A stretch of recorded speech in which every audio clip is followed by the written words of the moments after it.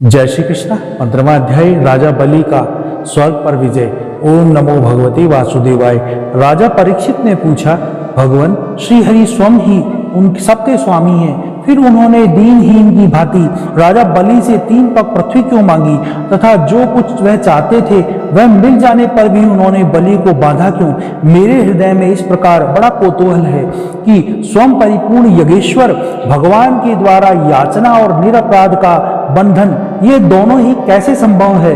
हम लोग यह जानना चाहते हैं। श्री सुखदेव जी कहते हैं, परीक्षित, जब इंद्र ने बलि को पराजित करके उसकी संपत्ति छीन ली और उनके प्राण भी ले लिए, तब भगुनंदन शुक्राचार्य जी ने उन्हें अपनी संजीवनी विद्या से जीवित कर दिया। इस पर शुक्राचार्य जी के शिष्य महात्मा बलि ने अपना सर्वस्व उनके चरणों में चढ़ा दिया और वह तन मन से गुरु जी की साथ ही समस्त भगवंशी ब्राह्मणों की सेवा करने लगे। इससे प्रभावशाली भगवंशी ब्राह्मण उन पर बहुत प्रसन्न हुए। उन्होंने स्वर्ग पर विजय प्राप्त करने की इच्छा वाले बलि की महाभिषेक की विधि से अभिषेक करके उससे विश्वजीत जगत नाम का यज्ञ करवाया। यज्ञ की विधि से हविष्यों के द्वारा जब अग्नि देवता की पूजा की गई, तब यज्ञ कुंड में से सोने की चद्दर से मढ़ा हुआ एक बहुत ही सुंदर रथ निकला। फिर इंद्र के घोड़ों जैसे हरे रंग के घोड़े और सिंह के चिन्ह से युक्त रथ पर लगाने की ध्वजा निकली। साथ ही सोने के पत्र से मढ़ा हुआ दिव्य धनुष, कभी खाली न रहने वाला 2 अक्षय तरकस और दिव्य कवच भी प्रकट हुए। दादा प्रहलाद जी ने उन्हें एक ऐसी माला दी जिसके फूल कभी कुमलाते न थे तथा शुक्राचार्य जी ने एक शंख दिया। इस प्रकार ब्राह्मणों की कृपा से युद्ध की सामग्री प्राप्त करके उनके द्वारा स्वस्तिवाचन हो जाने पर राजा बलि ने उन ब्राह्मणों की प्रदक्षिणा की और नमस्कार किया। इसके बाद उन्होंने बड़ा प्रहलाद जी से संभाषण करके उनके चरणों में नमस्कार किया। फिर वह भगवंशी ब्राह्मणों के दिए हुए दिव्य रथ पर सवार हुए। जब महारथी राजा बलि ने कवच धारण कर धनुष, तलवार, तरकस और शस्त्र ग्रहण कर लिए थे और दादा की दी हुई सुंदर माला धारण कर ली, तब उनकी शोभा बड़ी ही विचित्र हो रही थी। उनकी भुजाओं में सोने के बाजूबंद और कानों में मरकतमणि कुंडल जगमगा रहे थे। उनके कारण रथ पर बैठे हुए वे ऐसे सुशोभित हो रहे थे मानो अग्नि कुंड में अग्नि प्रज्वलित हो रही हो। उनके साथ उन्हीं के समान ऐश्वर्य, बल और विभूति वाले दैत्य सेनापति अपनी अपनी सेना लेकर हो लिए। ऐसा जान पड़ता था मानो वह आकाश को भी पी जाएंगे और अपने क्रोध भरे प्रज्वलित नेत्रों से समस्त दिशाओं को, क्षितिज को भस्म कर डालेंगे। राजा बलि ने इस बहुत बड़ी आसुरी सेना को लेकर उसका युद्ध के ढंग से संचालन किया तथा आकाश और अंतरिक्ष को कपाते हुए सकल ऐश्वर्यों से परिपूर्ण इंद्रपुरी अमरावती की चढ़ाई की। देवताओं की राजधानी अमरावती में बड़े सुंदर सुंदर नंदन वन और उद्यान उपवन थे।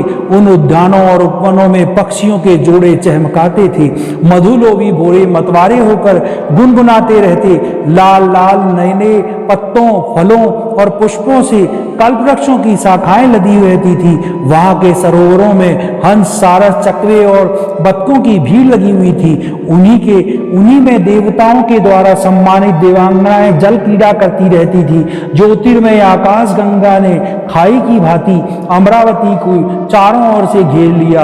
उसके चारों ओर बहुत ऊंचा सोने का परकोटा बना हुआ था, जिससे स्थान स्थान पर बड़ी बड़ी अटारियां बनी हुई थी। सोने के किवाड़ द्वार द्वार पर लगे हुए थे और स्फट मणियों से गोपुर हैं। उनमें अलग अलग बड़े बड़े राजमार्ग हैं। स्वयं विश्वकर्मा ने ही उस पुरी का निर्माण किया है। सभा के स्थान के, खेल के चबूतरे और रथ चलाने के बड़े बड़े मार्गों में वह शोभायमान है। 10 करोड़ विमान उसमें सर्वदा विद्यमान रहते हैं और मणियों के बड़े बड़े चौराहे और हीरे और मूंगे की वेदियां बनी हुई थी। वहां की स्त्रियां सर्वदा 16 वर्ष की सी लगती है। उनका यौवन और सौंदर्य स्थिर रहता है। वह निर्मल वस्त्र पहनकर अपने रूप की छटा से इस प्रकार दीप्यमान होती जैसे अपनी ज्वालाओं से अग्नि। देवांगनाओं के जूड़े से गिरे हुए नवीन सौगंधित पुष्पों की सुगंध से युक्त सफेद धुआं निकल कर वहां के मार्गों को ढक लिया करता था। उसी मार्ग से देवांगनाएं जाती रहती है। स्थान स्थान पर मोतियों के झालरों से सजाए हुए चंदोवे तने रहते थे। सोने की मणिकाएं पताकाएं फैली रहती थी। सज्जों पर अनेके झाड़ियां लहराती रहती थी। मोर, कबूतर और भोरे कलगान करते रहते थे। देवांगनाओं के मधुर संगीत से वहां सदा सर्वदा मंगल छाया रहता था। मृदंग, शंख, नगारे, ढोल, वीणा, बंसी, मंजीरे और तष्टियां बजती रहती थी।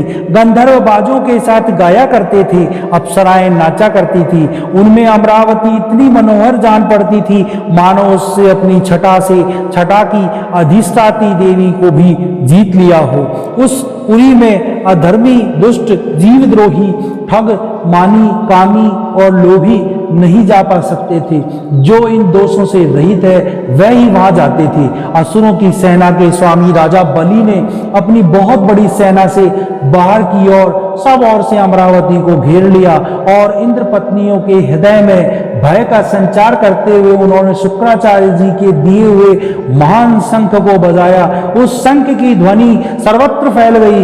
इंद्र ने देखा कि बलि ने युद्ध के लिए बहुत बड़ी सेना की तैयारी की है। अतः वह सब देवताओं के साथ वह अपने गुरु बृहस्पति जी के पास गए और उनसे बोले, भगवान, मेरे पुराने शत्रु बलि ने इस बार युद्ध की बहुत बड़ी तैयारी की है। मुझे ऐसा जान पड़ता है कि हम लोग उनका सामना नहीं कर सकते। पता नहीं किस शक्ति से उसकी इतनी बढ़ती हो गई है। मैं देखता हूं कि इस समय बलि को कोई भी किसी प्रकार से नहीं रोक सकता। वह प्रलय की आग के समान बढ़ रहा है और जान पड़ता है मुख से उस विश्व को पी जाएगा, जीभ से दसों दिशाओं को चाट जाएगा, नेत्रों की ज्वाला से दिशाओं को भस्म कर डालेगा। आप कृपा करके मुझे बतलाइए कि मेरे शत्रु की इतनी बढ़ती का किससे हो गई जिससे यह किसी प्रकार से भी दबाया नहीं जा सकता। क्या कारण है? इसके शरीर, मन और इंद्रियों में इतना बल और इतना तेज कहां से आ गया है कि इसने इतनी बड़ी तैयारी करके चढ़ाई की है।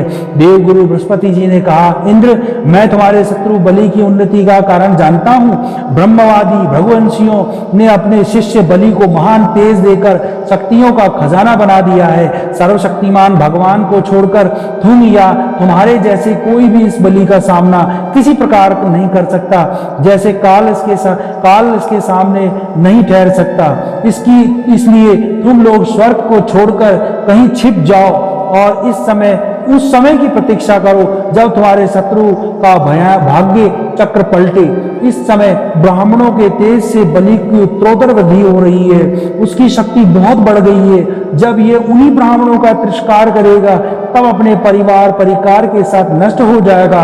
बृहस्पति जी ने देवताओं के समस्त स्वार्थ और परमार्थ के ज्ञाता थे। उन्होंने जब इस प्रकार देवताओं को सलाह दी तब वे स्वेच्छानुसार रूप धारण करके स्वर्ग छोड़कर चले गए। देवताओं के छिप जाने पर विरोचन नंदन बलि ने अमरावती पुरी में अपना अधिकार कर लिया, फिर तीनों लोकों को जीत लिया। जब बलि विश्व विजयी हो गए तब शिष्य प्रेमी भृगुवंशियों ने अपने अनुगत शिष्यों से 100 अश्वमेध यज्ञ करवाए। उन यज्ञों के प्रभाव से बलि की कीर्ति कौमुदी तीनों लोकों से बाहर भी दशों दिशाओं में फैल गई। वह नक्षत्रों के राजा चंद्रमा के समान शोभायमान हुई। ब्राह्मण देवताओं की कृपा से प्राप्त समृद्ध राजलक्ष्मी का भी बड़ी उदारता से उपभोग करने लगे, अपने को कृतज्ञ सा सम्मानने लगे। 15वां अध्याय समाप्त। ओम नमो भगवते वासुदेवाय। जय श्री कृष्ण।